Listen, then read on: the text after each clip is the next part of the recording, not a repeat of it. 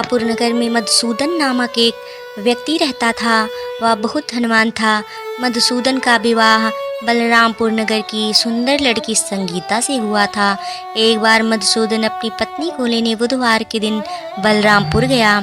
मधुसूदन ने पत्नी के माता पिता से संगीता को विदा कराने के लिए कहा। माता पिता बोले, बेटा आज बुधवार है, बुधवार को किसी भी शुभ कार्य के लिए यात्रा नहीं करते। लेकिन मधुसूदन नहीं माना। उसने ऐसी शुभ अशुभ की बातों को न मानने की बात कही। दोनों ने बैलगाड़ी से यात्रा प्रारंभ की। 2 कोस की यात्रा के बाद उसकी गाड़ी का एक पहिया टूट गया। वहां से दोनों ने पैदल ही यात्रा शुरू की। रास्ते में संगीता को प्यास लगी। मधुसूदन उसे एक पेड़ के नीचे बैठाकर जल लेने चला गया। थोड़ी देर बाद जब मधुसूदन कहीं से जल लेकर वापस आया तो वह बुरी तरह हैरान हो उठा, क्योंकि उसकी पत्नी के पास उसकी ही शक्ल सूरत का एक व्यक्ति बैठा था। संगीता भी मधुसूदन को देखकर हैरान रह गई। वह दोनों में कोई अंतर नहीं कर पाई। मधुसूदन ने उस व्यक्ति से पूछा, तुम कौन हो और मेरी पत्नी के पास क्यों बैठे हो? मधुसूदन की बात सुनकर उस व्यक्ति ने कहा, अरे भाई, यह मेरी पत्नी संगीता है। मैं अपनी पत्नी को ससुराल से विदा करा कर लाया हूँ। लेकिन तुम कौन हो जो मुझसे ऐसा प्रश्न कर रहे हो? मधुसूदन ने कहा, तुम जरूर कोई चोर या ठग हो। यह मेरी पत्नी संगीता है।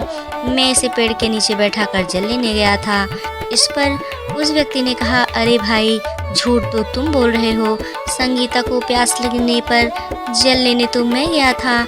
मैंने तो जल लाकर अपनी पत्नी को पिला भी दिया है। अब तुम चुपचाप यहाँ से चलते बनो, नहीं तो किसी सिपाही को बुलाकर तुम्हें पकड़वा दूंगा। दोनों एक दूसरे से लड़ने लगे। उन्हें लड़ते देख बहुत से लोग वहाँ एकत्र हो गए। नगर के कुछ सिपाही भी वहाँ आ गए। सिपाही उन दोनों को पकड़कर राजा के पास ले गए।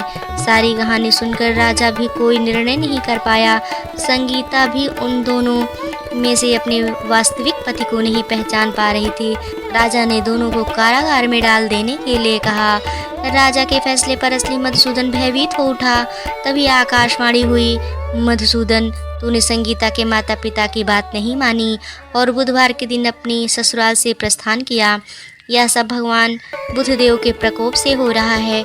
मधुसूदन ने भगवान बुधदेव से प्रार्थना की कि हे भगवान बुधदेव, मुझे क्षमा कर दीजिए। मुझसे बहुत बड़ी गलती हुई। भविष्य में अब कभी बुधवार के दिन यात्रा नहीं करूँगा और सदैव बुधवार को आपका व्रत किया करूँगा। मधुसूदन की प्रार्थना करने से भगवान बुधदेव ने उसे क्षमा कर दिया। तभी दूसरा व्यक्ति राजा के सामने से गायब हो गया। राजा और दूसरे लोग इस चमत्कार को देखकर हैरान हो गए। भगवान बुधदेव की इस अनुकंपा से राजा ने मधुसूदन और उसकी पत्नी को सम्मान पूर्वक विदा किया। कुछ दूर चलने पर रास्ते में उन्हें बैलगाड़ी मिल गई। बैलगाड़ी का टूटा हुआ पहिया भी जुड़ा हुआ था। दोनों उसमें बैठकर समतापुर की ओर चल दिए।